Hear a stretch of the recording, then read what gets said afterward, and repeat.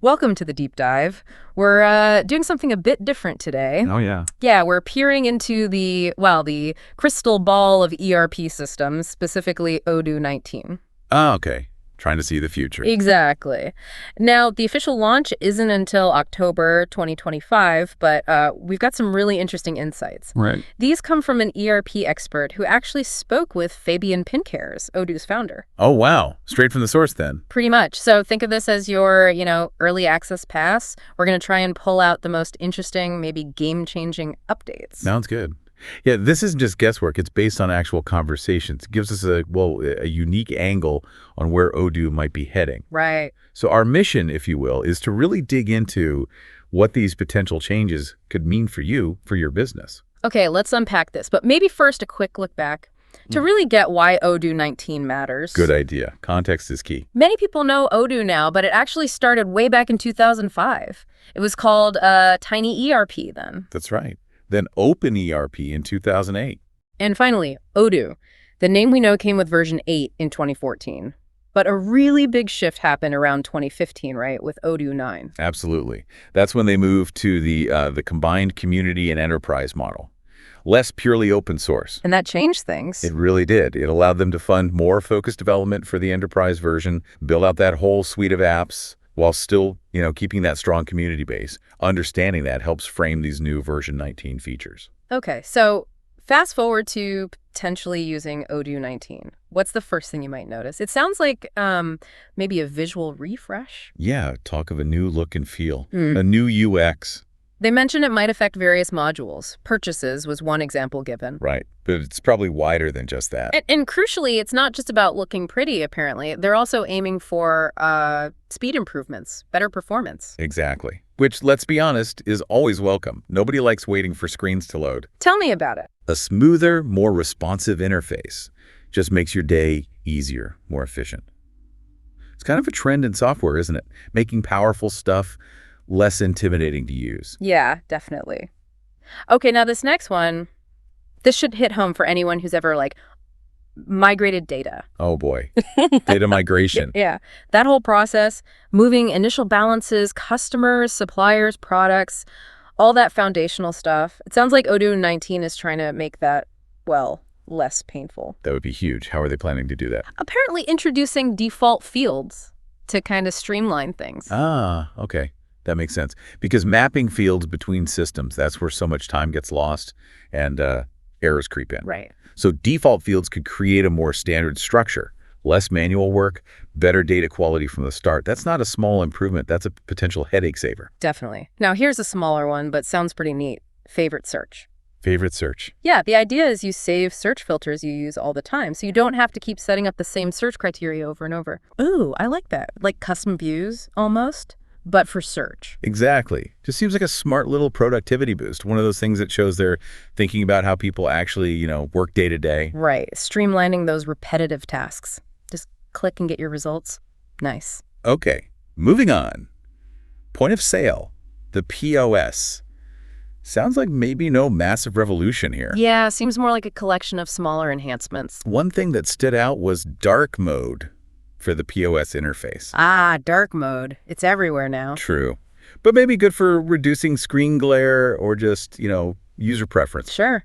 Especially if you're working long shifts in maybe lower light conditions in a shop or restaurant. It's a nice touch. Shows attention to user comfort. It's still in the POS. There's this preset configuration feature mentioned. Preset. What does that entail?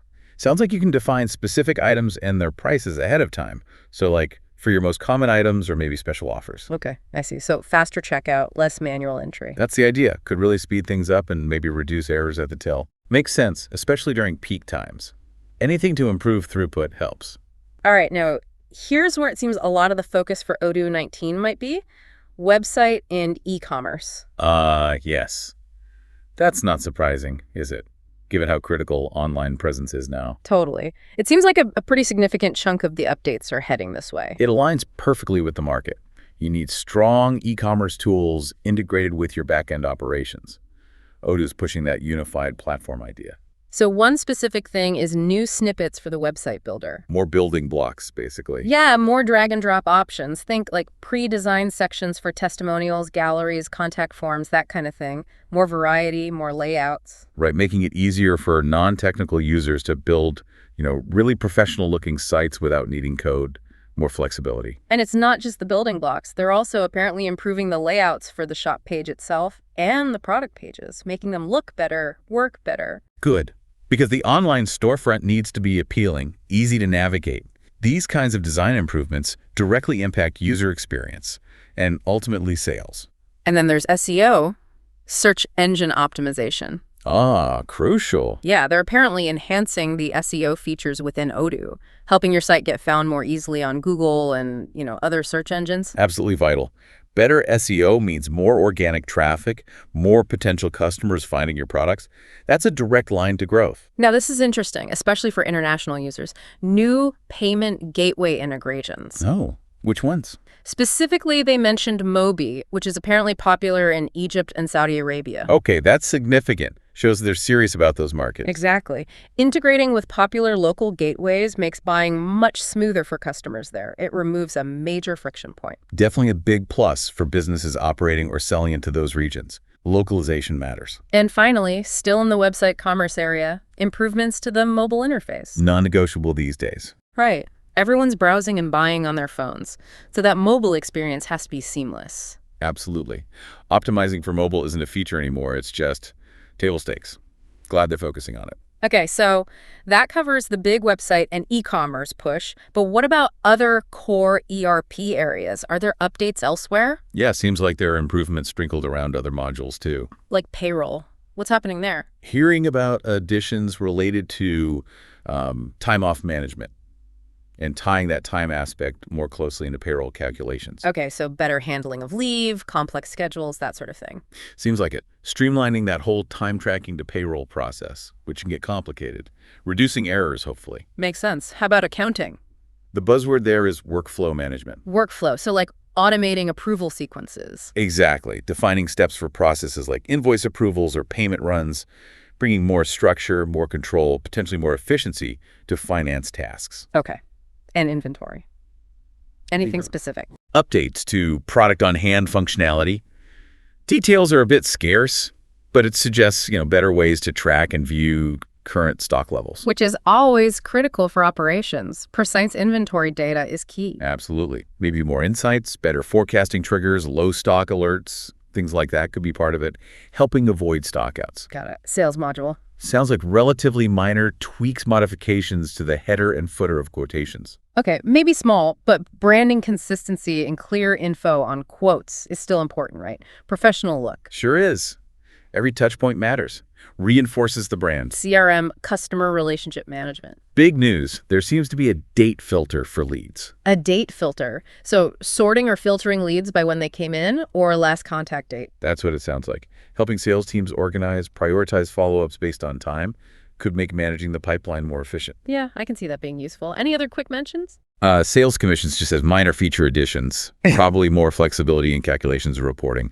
And for bank transactions, the ability to view them as live PDFs. Live PDFs. Okay. So, yeah, lots of smaller improvements across the board. But now we get to what seems like the headline act for Odoo 19. The big one. Yeah, a completely new standalone application focused entirely on ESG. ESG. Environmental, social, and governance. Yeah. Wow. Exactly. And this is, well, it's pretty significant because usually you only find comprehensive ESG tracking systems in like the massive tier 1 ERPs, SAP, for example. That is a big deal.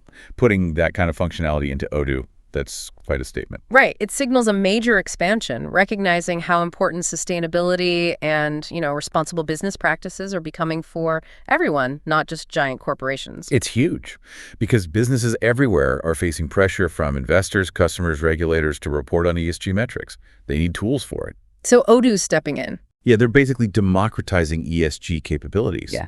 Making these tools accessible to their user base, the SMBs and mid-market companies. That positions Odoo really well for the future. It's quite forward-thinking.